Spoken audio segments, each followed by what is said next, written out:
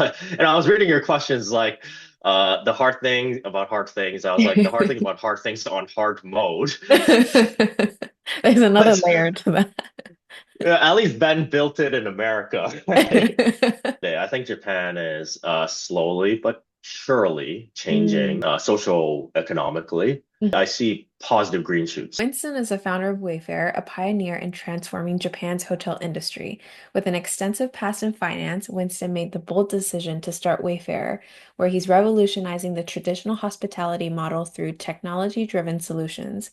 He founded Wayfarer during the pandemic and worked hands-on in hotels to understand operations from ground zero. Today, Wayfair manages over 400 units across Japan, with another 300 in their pipeline, demonstrating how rethinking normal can lead to extraordinary results. So, Winston, thank you so much for being here and welcome to the podcast. Thank you. It's a pleasure to be here. All right, we can just get right into all the questions that I have prepped for you. Your perspective on rejecting conventional understandings of the world has been central to Wayfair's approach. So, can you kind of share the journey of how you went from, I know you have a past career in finance, but how you went from that to what you're doing today? Yeah, so uh how did I get into finance is probably where I'd like to start, but that's like trying to compress 15 years into Yeah. 5 minutes. So I'll keep it very short, right? After graduation, I really wanted to start my career in investments. Um, and Canada really didn't have opportunity that was attractive to me. And so right after graduation, I decided to move to Hong Kong and I had no job lined up. Mm. If you don't know, in the finance industry, like investing at the institutional level isn't really something you typically just get into out of school. Mm. Um, Typically you need 3, 5 years at some major investment bank or consulting firm. Maybe you need to know the right people. But I was just naive enough to think that I could make it happen. Mm. Very fortunately, I had a friend who was one of my best friends from Vancouver who was gracious enough to convince his dad to let me stay in his empty apartment in Hong Kong for Mm. a very cheap rent. Okay. And I did a bunch of work just trying to map out my pitch and map out investment ideas. Then I made a list of 200 odd investment funds in Hong Kong at the time, of all types. I put on my suit and walked up to each of these funds to ring the doorbell, asking for a job, saying I'll work for free. And it was very fortunate that I was able to kind of start my career in investments through that. With some people just appreciating me taking the motion Mm. of doing that, even though I didn't know anything at the time. Mhm. And I was stubborn about it because I didn't want to do anything else. I was fascinated with understanding how the world works. Mm. That was kind of the primary driver for wanting to get into investment specifically within the finance industry. Mhm. And the reason for this is investing gave me the opportunity to dive into how the world works at many levels across many different sectors and to express my research and my judgment with a bet. Um, and so that was very attractive to me. During the day, I was generalist, so I did all the industries, all the countries. I actually had an inclination though towards technology because I'm a nerd, and also consumer, which became my most successful areas for investment. Mm. Anyway, so moving on through my mentor, I met in Hong Kong. I got to understand value investing. So, if that's a foreign term, basically, everyone knows Warren Buffett. Warren Buffett is, in a sense, the champion of value investing Mhm. for many of us. And it opened up a whole new world for me in terms of thinking about businesses over a very long period of time, but also understanding dislocations in the market. Mm. Oh, And more interrupting. importantly, Sorry. yes, What does value investing mean?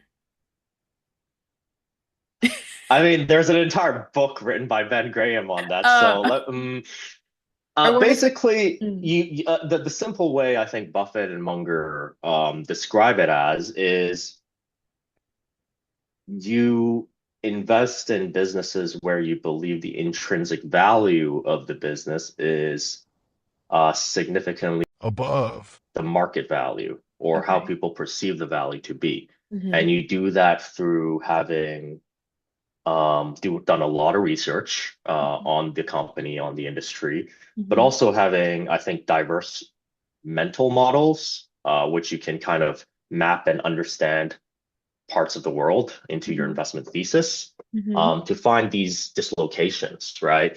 And in the past, it was much, I wouldn't say easier to do, but the opportunity for value investing, during maybe the 1950s, Mm-hmm. were much more robust, Mm-hmm. very rich because there was an information asymmetry, right? Like Mm-hmm. way back, if you were willing to read annual reports of Mm-hmm. companies, you would know more than most people in the That's investment true. industry.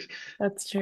Nowadays, we all have Bloomberg terminals. So sorry, like we have a whole bunch of tools Mm-hmm. and instant information and data analysis in front of us. That makes it much harder to find these dislocations. Mm-hmm. Um, and so obviously there's numerous strategies nowadays to take advantage of that, or Mm-hmm. maybe to not do that and just go for short-term dislocations in the market. My strategy or value investing as a whole typically has a longer time frame. And in my view, that's an edge you have if you are able to mentally stick with that very long duration time frame. Mm-hmm. And anyway, that kind of circles, I guess, back to your question in a sense, which is I think investing helped to reinforce my ability to have conviction, where even if the rest of the world or the market believes I'm wrong, I have the conviction to believe I'm right. And you have to embrace that because it's mentally taxing.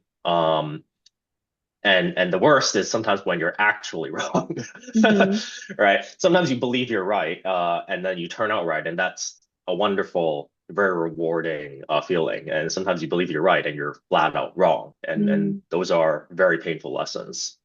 Um, but anyway, I was quite lucky, and I achieved my career goals fairly early, where I wanted to just manage investments and be able to do it on a global basis. And as I looked around at the potential career paths I had, I wanted more. I wanted more than like money. I wanted to test my limits, to build something, to really understand, what I was investing in were businesses, right? But how do you build businesses? How do businesses operate and run? I Mm-hmm. had no idea, even though I was deploying capital into these businesses. And Mm-hmm. so there was Mm-hmm. always a very big gap in my mind. And as I was looking for things to do through my friends, there was an opportunity to visit Japan and do some research on hotels. Because at the time, this was 2017, 2018, Mm-hmm. Japan was the world's fastest growing tourism destination. I think the Kansai airport saw 5x growth in terms of Mm-hmm. inbound tourists. Mm-hmm. um, it was fast growing, but still the inbound tourist market to Japan was the minority. It was only about 20%. But I love Japan as a whole. It was my mom's favorite place to Mm-hmm. go. I loved anime and manga from a very young age and Mm-hmm. games. And in my investments, 30 to 40% of my portfolio was actually invested in Japan because I saw Mm-hmm. that a lot of value was locked up here. And in addition to that, there was a dislocation where most investment strategies in Asia at the time were Asia ex Japan or China focused because that's where the growth was. And Japan was seen as past its growth period. Wow. And so anyway, long story short, we went to visit a whole bunch of hotels, and as we do in investments, we do due diligence, right? We look at the Mm-hmm. numbers, we talk to the general managers, team Mm-hmm. members, um, to understand what is the business model of hotel Mm-hmm. management. And what I discovered was a huge gap. Um, I saw that traditional hotels in Japan were still run on physical servers with lots of manual paper-based processes. Mm-hmm. Um, People were spending time doing things that I knew could be automated because I spent a lot of my time investing in technology. But the hotel industry and the real estate industry, for them, technology was really an afterthought. Hmm. Um, and I totally understand why, because like these are physical buildings, and your first thought isn't to apply technology to like physical buildings. It's very expensive typically. Hmm. Um, Hmm. and also people don't really have, I think, the know-how of understanding what is possible with tech, which I'll touch on more later. Um, anyway, what that resulted in is it created a lot of value being lost for hotel owners that they didn't even realize, right? Hmm. Because if you're a real estate asset owner and you own a hotel and you don't know much about operations, you don't care because but that's not your job. Hmm. Um, you don't even realize that your hotel could be doing much better. There were many things that could be refined and improved upon in the hotel operation. Not Hmm. only for asset owners though, but also for travelers. When you say Um, asset owners, these are like the owners of the hotels. correct. And Yeah. when you were, sorry, just to clarify, but when you were going around to these hotels in Japan, did you already have the thought that you wanted to build something in the space, or was it more just like there might, like, where was your headspace at in terms of relation to Uh, Quaker? I wasn't specifically interested in hotels at all. Mm. Um, I was a technology and consumer guy, Hmm. but I wanted to do something. I Hmm. wanted to build my own business. And so at the time, was looking for ideas, business ideas. I was thinking of maybe which market to go Mm. to. Hmm. Um, and this field trip it opened my eyes to the opportunity within hotels and real estate. And I Hmm. saw a huge dislocation. And uh, long story short, I stupidly thought, hey, I can fix this. And that set off the next 5 years of my life, basically. Yeah. But aside from the asset owner side, I also felt, there was a big gap for travelers, right? Especially like the everyday traveler, where on average, you spend a lot on accommodations when you travel. So something like 30% of your budget goes to accommodations. But Mm. overwhelmingly now, people travel for activities and experiences. I think that's a blanket but fair statement. Mm. Um, so if you're traveling for activities and experiences, you want to do things, and yet you're spending 30% of your budget on accommodations, but any hotel below the five-star grade didn't have a concierge to Mm. help you, do things. So Mm. that was weird because I was like, well, hotels are located in the community Hmm. physically, and all of the team members working at the hotel are locals. Mm. Surely we can leverage some of these advantages to offer cool things to do with for all travelers and connect them to the community, the deep culture of Japan. And I also thought Japan had just a lot to offer Hmm. for everyone, regardless of what your interests are. And I think that's kind of bearing out now, where more of the world is discovering Japan as a tourist destination. Um, And so yeah, so that's kind of how I got into it. And so how are we different, right? Yeah. Basically for asset owners, they typically buy hotels looking to make money, right? For value up. And many hotel operators or brands will talk about the service, their brand, their design. And that's all valid, right? It tried and true. Um, but at the same time, I feel like a lot of those things are one, either it can't be replicated Mm. because brands take a long time to build. So for example, Marriott is over 60 years old. Mm. There's literally no way you can compete on the brand side. Whereas things like service are not entirely scalable. And things like renovation and design are not a unique competitive advantage. Mm. Um, you have enough time, you have enough money, you pay the right designers, you have great design. Um, so I thought that there were additional things we could do Mm. uh, to layer on to the value up proposition. And so we drive it with operational structure and in-house technology. And I mean, I'm not going to get into the nitty-gritty details of a hotel operation, but we operate our hotels extremely differently from the typical traditional hotel. Mm-hmm. We also have a full in-house software engineering team Mm-hmm. in the hotel business. And the result of that for asset owners is theoretically we can take any hotel and lift the value by about 30% minimum in the projects we've taken on to date. Mm-hmm. And for travelers, our roadmap is very exciting, in my view.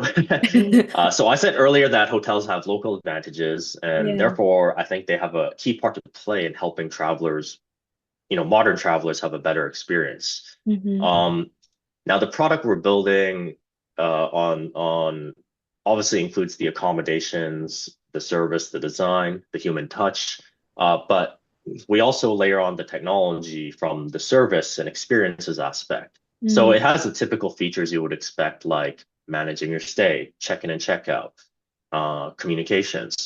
But what we're launching next year is the culmination of the original vision that I had, which Okay. is a digital travel companion that gives travelers staying with us at our hotels a curated set of local recommendations and events, tips and tricks, even language introductions Wow. from our team Uh-huh. and our community partners. And we spent a long time actually, even early on, kind of building connections with the community. And this is not just a list of things to do, right? You can Mm-hmm. find that anywhere online, but actual off the beaten track things that you might have missed from the Instagrams and TikToks and the blogs, Mm-hmm. um, and also things you can actually book or purchase through us with special perks because of Mm-hmm. our local relationships. And so, I'm imagining a day where every traveler staying at our hotels basically feels like they have a local friend Mm-hmm. um, that they get to discover more at a value for money price. Mm-hmm. And we want to do this at scale. And I think the time right now is very good for that because more and more people are using well, we're used to technological tools now. We use it every day through our smartphones, but also more and more people are used to the concept of technology also being humanistic in some ways Mm-hmm. with the advent of machine learning and AI. And so we want to build that into the hotel travel experience. Mm. Is it like an app or like what is the experience that I'll have with that? Yeah, that the travel companion, the full feature will be an app, although Mm-hmm. we will also have parts of it like just on the web Mm. as a web app because not everyone wants to download an app nowadays. In Yeah. the early days, we were like flexing how many apps we had on the phone. Now Yeah. it's like you want me to download an app? Are you kidding me? Like, Yeah, true. like you Like, better no, I don't offer want a to use great, my data. I don't want to use my data. yeah. Don't want to use my data. I don't have to like find that app. I'm only traveling here for what, 4 days, and you want me to like take up that valuable real estate. Hmm. And that's all valid, and that's why we have a web app. But our proposition is we want to build a product that you feel adds enough value to your travel, at least in Hmm. Japan right now, that you will download it. Hmm. And you can delete it after. It's fine. Hmm. But I guess like Yeah, so that's how we're different. Sorry, go ahead. no, sorry to interrupt, but like I guess like when you think of like typical web apps, the loyalty is measured by how long that app takes up real estate on your phone. But in your case, it's more about their impression or maybe more like their memory of your hotel and the experience that they had in Japan. And if they were to recommend to a friend what they would use when they go to Japan, they'd be like, oh, you should go to this hotel and download this app because it helped and blah, blah, Yeah, yeah, in a sense, because like we're not a technology company, right? We blah. build technology to enhance our core business and add value to our customers, which are the asset Mm-hmm. owners and the travelers. And so I don't care that much whether the travelers keep our app, right? Maybe in the future I might, where we build more things that um, has enough value proposition for people to feel like they want to keep it. Mm-hmm. But our goal is to, when you are staying at our hotels, Mm-hmm. from booking till checkout, we Mm-hmm. hope to give you the best travel experience, not in the form of the hotel room, right? Like our hotel rooms, our services and design, they're pretty good, I think, Hmm. for the modern traveler. But the real value add is you got to do something that you might have missed. You got to do something cool and different and Hmm. local. Um, Hmm. and I think that's magical because my mom is a flight attendant. I think I shared this with you in our initial conversation. Yep. My mom's a flight attendant, and if you go back 25 years maybe, when travel, first started picking up, so to speak, people were doing a lot of group tours, like Mm. very tight itinerary group tours, maybe with the Lonely Planet guidebook, and you would hit these spots, right? And they typically were the tourist spots. Yeah. Um, and that's fine, that's cool. But my mom was a flight attendant, so she was very familiar with a lot of these cities already. And so when I traveled with her, I don't remember much as a kid, but I do remember really deeply enjoying the idea of feeling familiar with a place and not having and being able to just explore on our own. Mm. Um, and that was the way I traveled throughout my life. And I think with the democratization of travel through low cost carriers, budget hotels, and just awareness as well of the benefits of traveling. Hmm. More and more people started moving towards that trend, Mm. which, in my view, in one sense, allowed businesses like Airbnb to validate that, hey, there's more to travel than just your hotel room and your group tour, right? Hmm. There's that local element. And uh, because of that, so I think there's an opportunity there Hmm. for us to offer that proposition at below the 5-star grade for Mm. everyone who's traveling, because you shouldn't have to pay $1,000 for a room night to do cool things when you travel, That's true. right? That's true. Especially when the things that we're talking about are very local and like people who actually live there are probably doing it every day, but it's just that it's not that visible to a tourist's eye usually. Yes, yes. Because our lens for, I mean, if you think about how we travel even today in Mm. going into 2025 now, it's still very inelegant despite all the AI tech tools and things we have, right? Mhm. Mhm. Um, we would go on Instagram, bookmark some things, follow some things, TikTok, assuming it's not banned next year. Um, we would go on blogs, a lot of blogs, I think. Yeah, We would ask friends and family. that's That's true. usually a very powerful mechanism for finding things to do. Mm-hmm. We would go on like some people go on TripAdvisor or Mm. Airbnb experiences just to kind of browse. But and then you kind of go on Google Maps and you're like, oh, okay, I'm gonna click on this spot. Then I have to browse, and then I have to click on the next spot. And then maybe you put all these things into a Google Sheet. I don't know. Everyone has a slightly different way of doing things. But I Mm-hmm. feel like it's very inelegant. Mm-hmm. Um, some people enjoy it. Uh, uh, I would argue most people don't. Mm-hmm. And so what if we could, the point of our product roadmap, in a sense, is not to dictate your itinerary, but it's Mm-hmm. to give you that local companion in one place so that anytime you're like, I don't know what to do, or, I have a gap in my itinerary, Mm. or, instead of going to these 10 different sources to try and pick out one thing, maybe you can rely on us. That's true. That's true. That would be such a game changer. I think the last time we spoke, you also used the word inelegant. And I was like, that is so true. I'm always going through multiple blogs and I'm like, oh, this person might not enjoy the things that I enjoy. And then I have to like do my own filtering like process through everything that I see. Yep. And Yep. yeah, it's a pain. Yep, it is. It is. Like I'm lazy. I'm lazy as a predisposition. Although I work hard, but like I like to not have to filter. Now I'll move on to the next question. You've observed that Japan's hotel industry hasn't fundamentally changed in decades, with many archaic processes still in place. How did working directly in hotels during the pandemic shape your understanding of these challenges, and how did you approach solving them using first principles thinking? Now, before we dive back in, I want to tell you about today's sponsor, Akiyamart. Here's something that might surprise you. You can actually buy property in Japan without ever stepping foot in the country. I know this sounds wild, but my friends Taki and Joey, the founders of Akiyamart, have done exactly this multiple times themselves. Their story is fascinating because they started just like many of us, living overseas, with Taki in California and Joey in Canada, both deeply connected to Japan and wanting to own their own place here since they both studied at university in Tokyo. These two best friends, both with careers in tech, saw an opportunity to use their expertise to solve a real problem. When they went through the process of buying their first homes in Japan, they discovered just how many obstacles there were for international buyers. The language barrier, the paperwork, the bureaucracy, or even just navigating the green sumo page.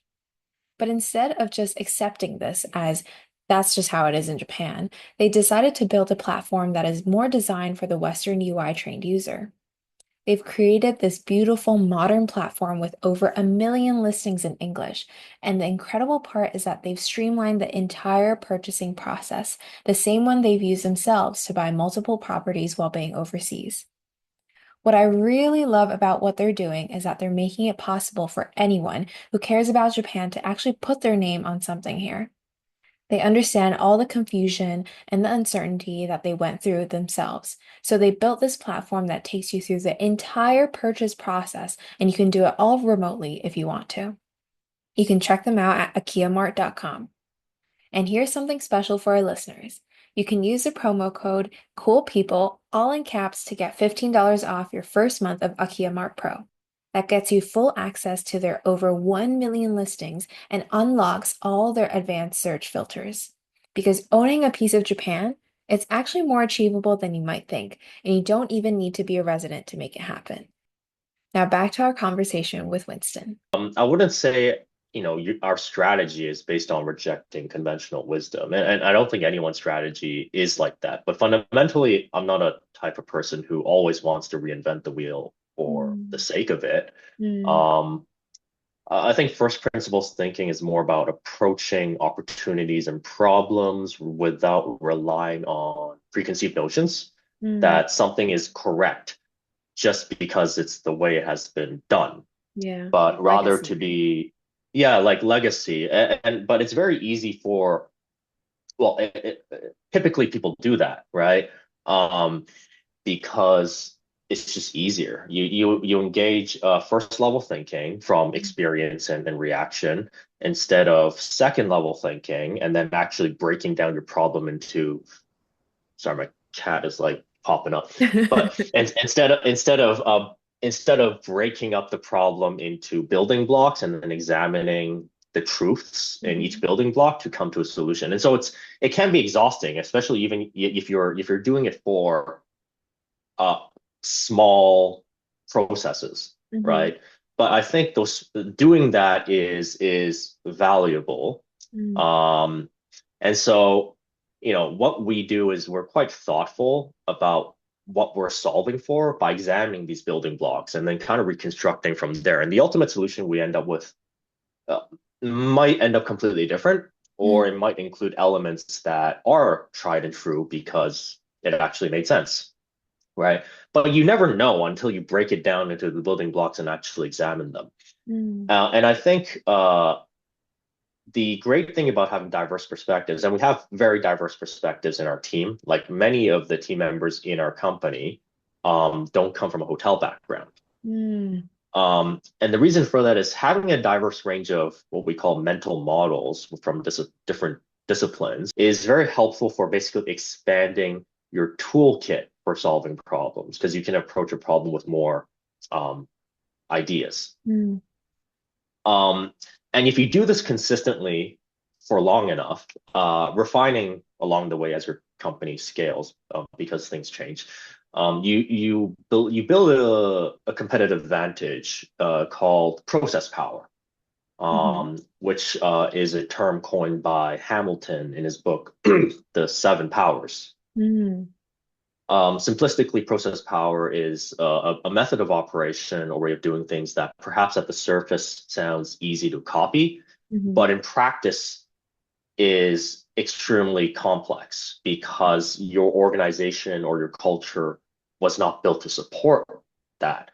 And um, this is one reason, if you've read the book like Innovator's Dilemma, that you have disruption, that you have um, legacy businesses having trouble innovating to defend Mm. against upstart startups, but Mm-hmm. also for them to innovate, Oh, okay. Okay. Because the right? systems that they have in place aren't designed in a way that could create those new solutions. Right, right. And they already have a lot of legacy processes Mm. that were built in the organizations within the company, and the Mm-hmm. teams are built to, support that structure. And Mm-hmm. so it becomes extremely difficult, time consuming, expensive to try and deconstruct that, Mm-hmm. um, especially given that any business that is quote unquote legacy at one point was a very successful business, Mm-hmm. right? And so they have their cash cows, they have their ongoing business that they need to maintain, and you Mm-hmm. can't just kind of easily go in and That's arguably true. deconstruct that. Mm-hmm. Um, but I mean, maybe okay, this is a thought, but maybe you don't need to put it in. I'm not sure if Elon is for everyone, but like Elon Musk does a very extreme job of doing that, right? Like he typically goes into a company like X or well, Twitter and he basically fired way too many people. But Mm-hmm. that was his entire strategy. Like people were like, "Oh, what are you doing? The company's no longer going to function." He's like, Mm-hmm. "Well, look." He said this in one of his podcasts. He was like, "You need to cut hard. You need to cut so much that you're like, I cut too much, Mm-hmm. and then add back 10% of that." That's his strategy, literally. To make a company more lean, to shock the organization into innovation, perhaps, Mm-hmm. Mm-hmm. and having efficiency and getting out of that legacy mindset. But anyway, I digress. I think um, the way you work is, especially in non-tech businesses like ours, as you Mm-hmm. scale the company, having that process power is one way you build a competitive advantage, among other things. Um, and if we expand this train of thought to Wayfarer strategy, I think it touches on the reason why technology is critical for us and why we're investing into it from day one. Mm-hmm. Now, again, we're not a tech company, we're a real estate and operations business. Mm-hmm. By extension, most of our team members are not software engineers. Many of us use technology every day Mm-hmm. in our phone, in the computer, when we game, whatever. Um, but we don't grasp the possibilities presented to us by technology. We typically are users of the products, right? Mm-hmm. So we don't understand how the engineering below works. Mm-hmm. But for me, because my background was investing into technology, I felt very strongly that uh, by building technology into the fabric of the business early on, Mm-hmm. we develop an advantage where we solve operational problems um, when we solve operational problems, we have more ways to solve them. Mm-hmm. Mm-hmm. And that's because our team has started early on developing that muscle that, hey, certain things actually we don't need to build 10 spreadsheets around. It can actually Mm-hmm. be automated. Mm-hmm. Um, so one small example is like a linens and towels ordering feature. Okay. It was a very early like standalone tool we built. Uh-huh. And the reason for that is like I was working in the hotel, I think, um, for a long time Mm-hmm. when we started the business. Like I slept in the hotel for 8 months and I worked in the storage room in the Mm-hmm. hotel. Um, and Yeah. one thing that I observed was, well, we were ordering linens and towels a lot, Mm-hmm. obviously, right? Yeah. It's basically a daily necessity for running a hotel. And I saw that our operating teams and myself, we were struggling with linens supply. Basically, it wasn't so much not having enough linens. It was like we were ordering too much. We were running out of storage space on it. We didn't actually have a precise knowledge of how much we should order, or if we Okay. did, we'd have to calculate it manually. Mm-hmm. And that was something that for me was clearly very easy to automate if we kind of engineered a solution for it. So it's like knowing Um, inventory, ex being able to predict how much you would need. yeah, being able to predict at a rough level Hmm. how much you need based on your check-ins, checkouts, and your booking pace, Hmm. pace of reservations coming in, um, and then you click a button, and then it generates the order form, and then you send it to your Mm. vendors. So we were able to take that process and turn it from like a 30-minute daily endeavor into a maybe 2 or 3 minute type of Hmm. task, Hmm. um, while also actually improving the cash flow of the hotel because you're only ordering the linens you need, as opposed Hmm. to kind of stacking your shelves with them just in case. Because the worst possible thing you can do is like, okay, well, we ran out of linens, Hmm. Hmm. right? Um, yeah, so it's a very, very simple thing for engineers to build, and yet there was no tool for it. And I think it's partially because there's no hotel operating companies that integrate technology into their fabric, and there's no technology software hotel SaaS companies Hmm. that run a hotel. Hmm. So they don't spot these small points of friction that create all of these inefficiencies together, Hmm. right? Um, Now the greatest challenge for us is, of course, doing this at an organizational level, because I might know the potential of technology. My CTO certainly knows, but we need the technology teams and the operations teams and product teams to work together on a Hmm. regular basis to build that muscle, to build that awareness or of the possibilities. And so that's definitely a challenge, which is something that I think we have we're quite ahead on. Hmm. And I think it's kind of what it requires, though, because it's something that's very difficult, very unintuitive, let's say, for the organization, Hmm. is for me to be very deep in the details, especially early on. The so-called, I guess, YC coined it as founder mode, Hmm. um, especially at the beginning, because it sets the culture, it sets the level of thinking that or first principles thinking in terms of Hmm. our approach to problems, right? Hmm. Culture represents many things, but what it does inform is also the way your people work. Hmm. So one example of like culture, we see it in many companies is like ownership. Hmm. Ownership is a common cultural value in I think many companies. But you can't just slap that on your webpage and make a nice speech about it. At least that's what I believe, right? I believe you have to live it. Yeah, I'm on the same Um, page with that. yeah, yeah, and Mhm. that's always challenging because as a founder CEO, like people, if you scroll Instagram, it's like, what is the job of a CEO? Well, it's sales and marketing, it's developing your business, it's thinking big picture.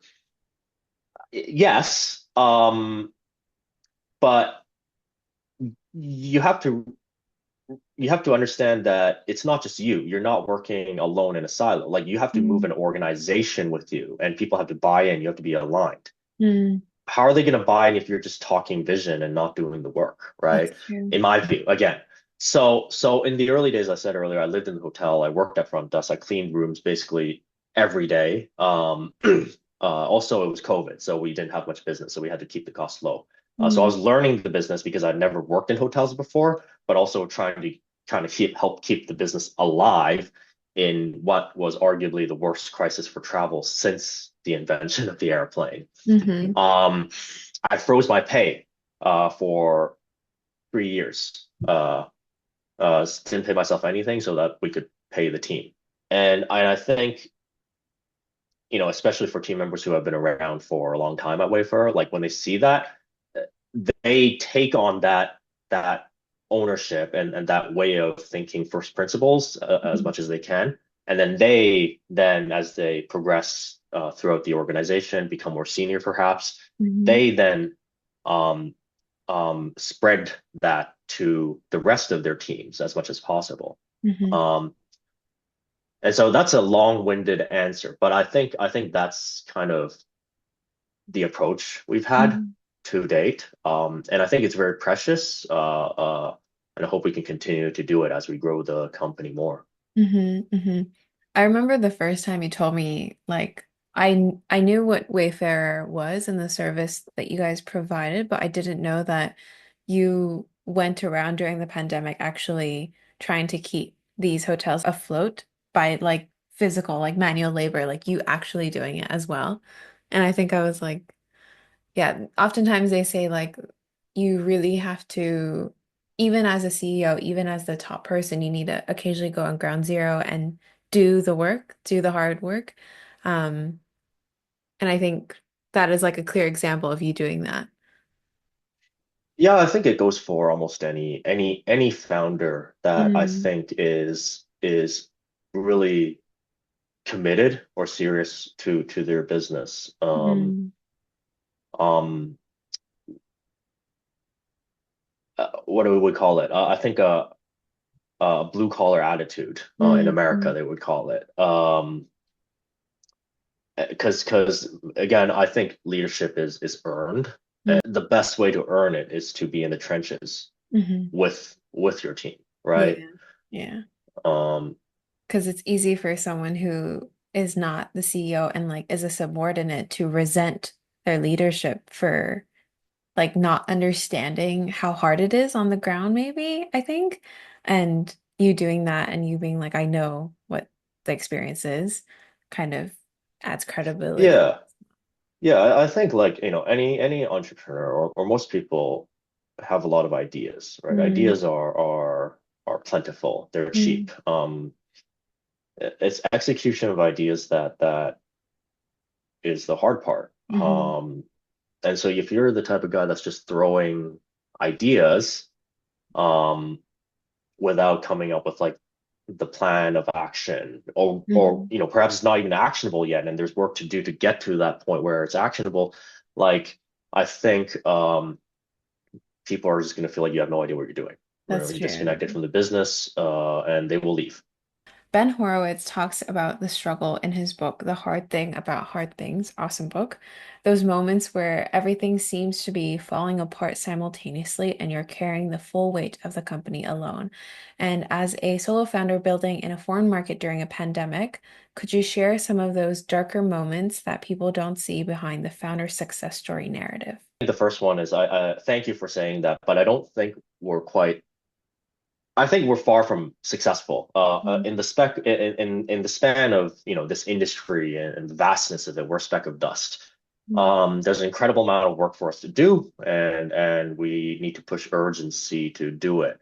And as kind of humble sounding as that is, it's true, right? Like this is a massive industry with a lot of legacy as well, and it's actually very hard to navigate it in the way we're trying to navigate it. Mhm. And success is a relative measurement. I mean, so there's this guy, I forget who now. There's a guy who quoted, we judge ourselves by what we feel we are capable of doing, while others judge us by what we have already done. Oh, okay, okay. And I think that rings very nicely with, how people don't see the narrative, don't see beyond the founder success story Hmm. narrative.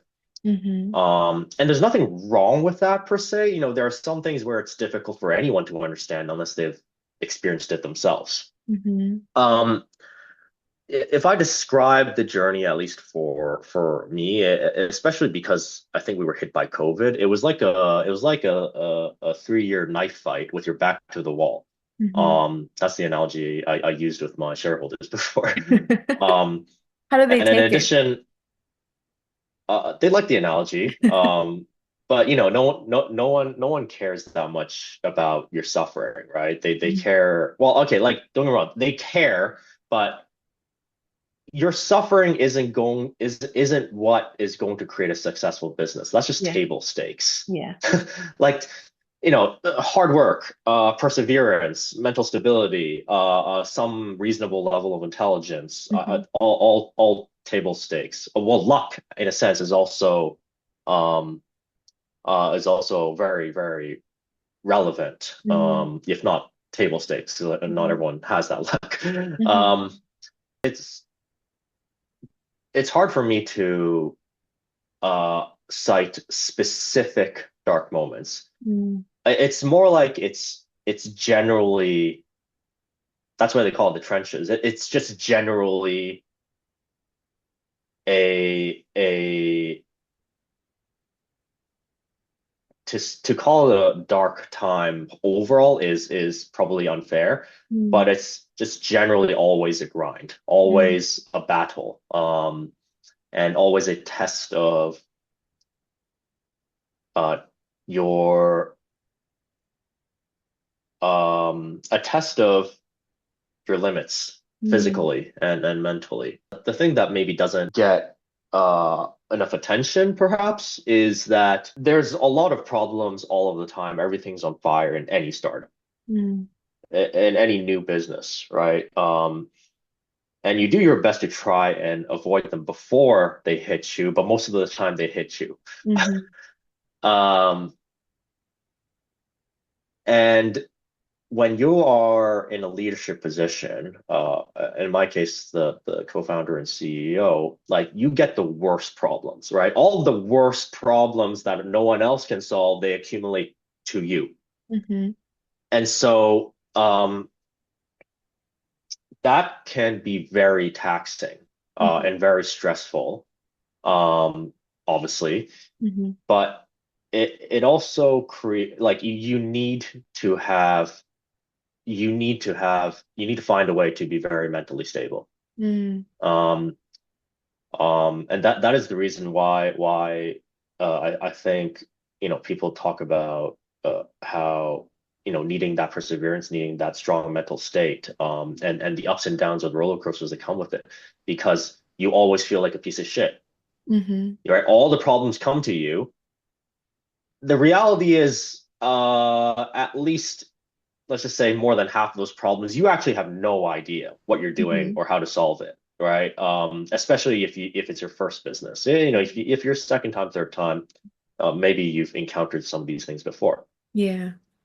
and yet the buck stops with you. You have to figure out a way to solve it Mhm. amidst all the other things that are happening Mhm.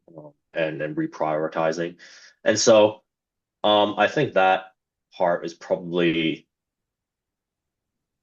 one thing that is a bit lost when the media or people Like talk think about about founders and talk about CEOs. founders. You kind of mentioned shareholders earlier. Um, and you also mentioned how oftentimes as a founder or a leader or the CEO, like you constantly feel like the house is burning and you need to do something about something. It's constantly a grind. How do you balance that understanding and your perception of where you are in terms of the business and not making yourself look like something not worth investing in to your shareholders? Like, how do you balance that conversation? That's a fantastic question, Risa. Uh, uh, and it's so good. I might not be able to answer it. Expectations management is important. We call it investor relations in the corporate speak. You should be keeping them aligned with what you're Yeah. doing or thinking. And inevitably, depending on what type of shareholders you have, you will have some shareholders that are going to be closer to the business than the other Mm. shareholders. Hmm. And I think, they bring different perspectives that it's important to be able to bounce ideas with Hmm. them and challenges. Um, and if you don't have that, find one or find a mentor. Mm-mm. Or both.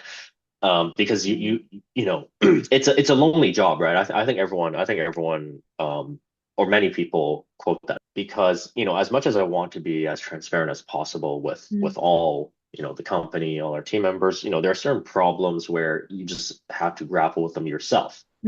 Anyway, transparency is important, but not everyone has the same context that you do, Mm-hmm. in regards to information. Hmm. and it's very easy to misinterpret information, right? Hmm. The telephone game. That's And true. so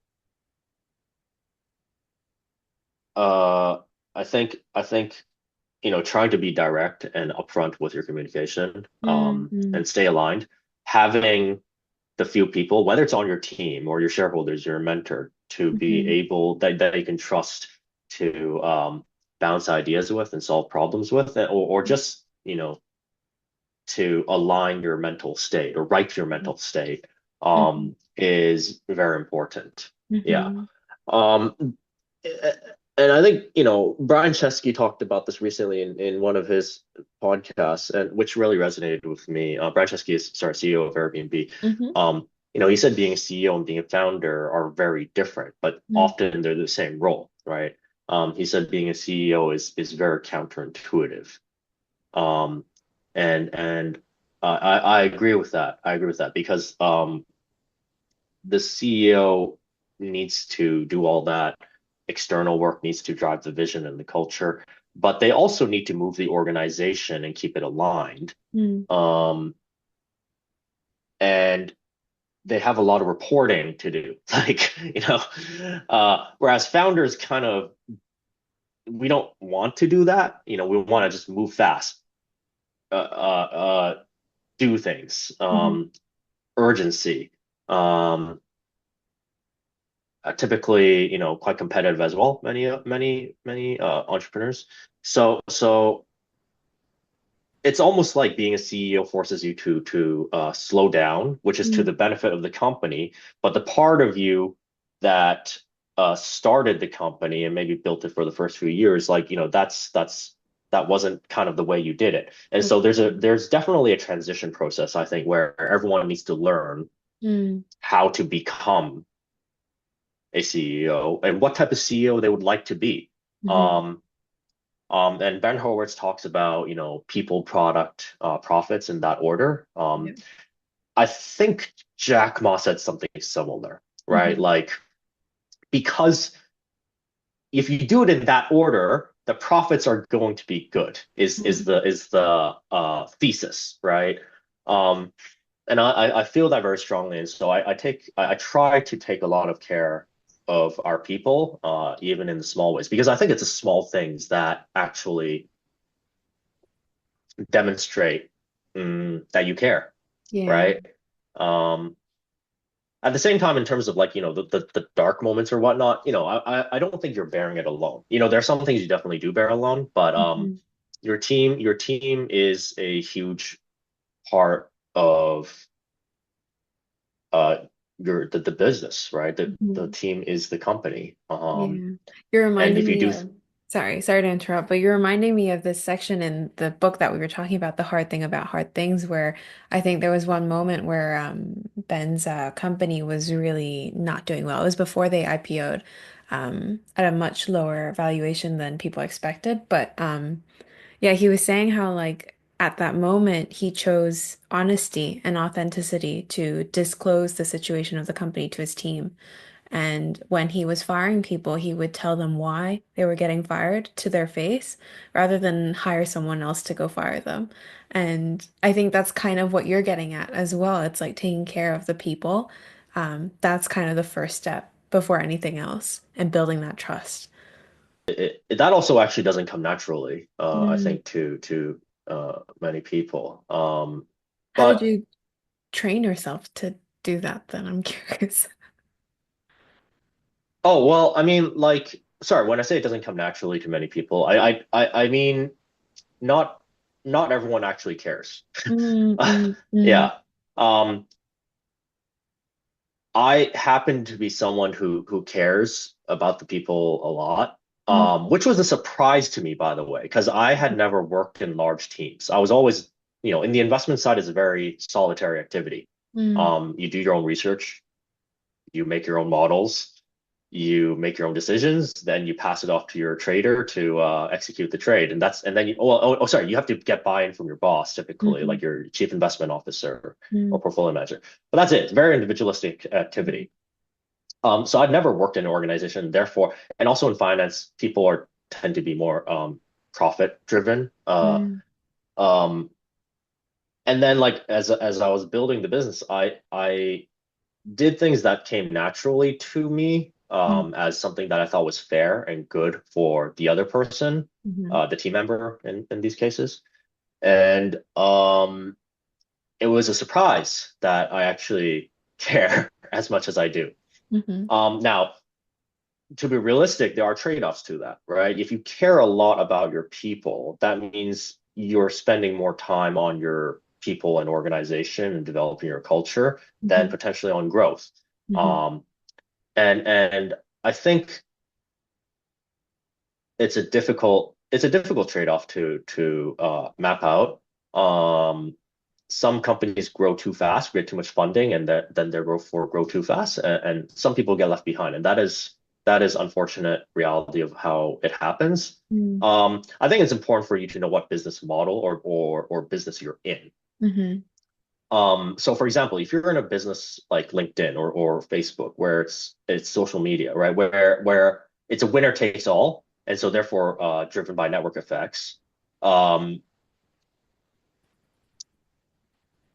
I don't know how you're gonna take care of your people and grow fast. Mm, But in a sense, from a very utilitarian perspective, if you don't grow fast and win the market, your company is dead. And if your company yeah. is dead, all your people are not going to be taken care of.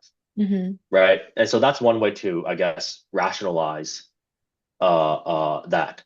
Now, the business we're in, I think growth is obviously very important, mhm, and we have grown quickly, but the market is very large. It's quite fragmented, actually, mhm, um, and so we do need to grow. But for us, as an operating business, I draw inspiration more from like historical operating businesses like Starbucks or Walmart, mm, where you focus on the people, you focus on building organizational plumbing and foundations to support your growth, mhm, um, such that when you are almost going to be ready, right? You do it. And mhm, I say almost because you'll never be perfectly ready for anything. That's a fallacy. You mhm, have to push yourself into a place where you're uncomfortable. mhm, We call it, I think, um, imposter syndrome. I think imposter syndrome is a positive thing. We might have mm, touched on it once already. And so you want to push yourself to be uncomfortable, but at the same time, like if you look at a company like Starbucks, they stayed in the West Coast of America for like what, 7, 10 years, mm, something along those lines, before they opened their first store in Chicago. And their mm, first store in Chicago was actually a failure. They had to open a second store, which then became very mm, successful. Walmart was basically only in Arkansas, two mhm, stores for a good amount of time. Now, granted, um, Sam Walton, before he founded Walmart, had already spent a long time in discount retailing. mhm, Prior to that, I think, don't quote me on this, but as I think as a franchisee. mhm, Um, and so he already had a ton of experience, a ton of connections, and he still spent like 5 or 6 years building only two stores in Arkansas mm, before suddenly they expanded to like, I don't know, 16 or 30 across the rest of America in the span of okay, another 5 or 6 years. So there's long-term benefits mhm, to building a people-first organization and mhm, having, organizational foundations to support your growth. mhm, Now, your trade-off is opportunity cost, right? There are certain times in the market where an opportunities come knocking, and perhaps you spent too much time focusing on your organization, and you're not ready to mhm, to um, take all of those opportunities. Um, and there's no answer to that. That's just mm, mm, what you do, and you try to walk the tightrope, mm, balance it as much as mm. you can. I see. So now we have two final closing questions. The first one is, what is a book that you'd recommend? Yeah, so I think a lot of people have great books to recommend. Um, but I think a more interesting, perhaps way to answer your question is, uh, what book am I most looking forward to finishing? Oh, okay. Um, so Vaclav Smil has a book called How the World Really Works. Hmm. And Vaclav Smil is an author that was heavily recommended by Bill Gates for a long period of time. He basically dives into a lot of details about well how the world works, Hmm. in particular with an inclination or bias towards energy. Hmm. And energy has basically nothing to do with my business, but Hmm. I find it fascinating the way he breaks down how we should look at our reliance on energy, Hmm. fossil fuels, and what that means for various things happening in the world and in our environment. Hmm. And I love it because Vaclav Smil wrote like something like 20 or 30 volumes Hmm. about these topics, okay? Hmm.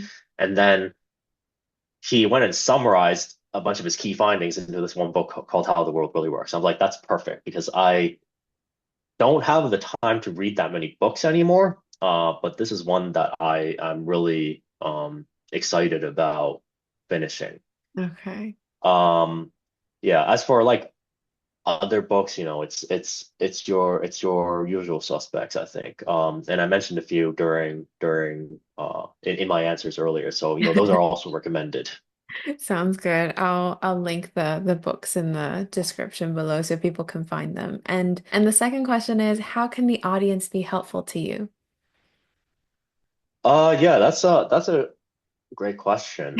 So, of course, if you think what I described for our hotels, for our vision or roadmap of hotels is um attractive to you or curious to you, please stay at our hotels when you have a chance. I'm sure you will drop the link for our I hotel will. webpage in the link, sorry, in the description. Hmm. Um, and I guess second is, I don't do a lot of PR. It's just, not in my blood, even though, it's important. So if anyone found any value in this conversation, appreciate if you can share it to your network to give me some street cred. I don't, Yes, for sure. I'm sure people will. There are a lot of very important lessons in our conversation today. So I think that's all the questions that we have for today. So thank you, Winston, so much again for being a guest on the pod, and be sure to check out Wayfair. Bye. Thank you, Risa. Bye. Bye.